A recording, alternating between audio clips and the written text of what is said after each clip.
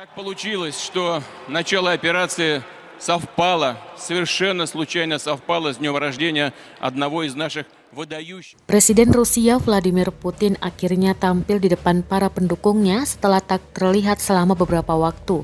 Ia memberikan pidato dalam pesta perayaan di Stadion Luzhniki, Moskow untuk memeriahkan peringatan bergabungnya semenanjung Crimea ke Rusia.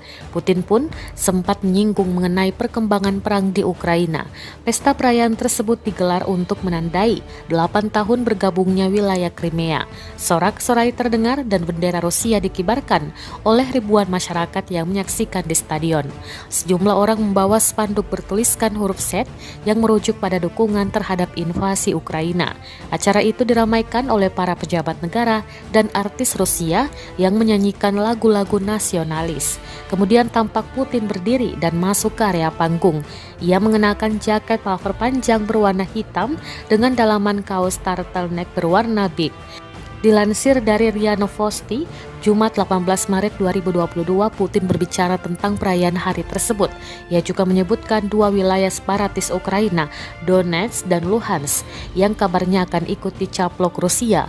Kemudian Presiden 69 tahun itu menyinggung soal invasi ke Ukraina yang disebutnya sebagai operasi militer. Apapun yang terjadi, Putin berjanji akan menuntaskan misi di Ukraina dan mencapai tujuannya.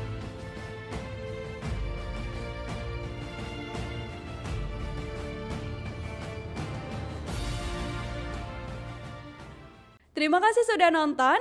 Jangan lupa like, subscribe, dan share ya.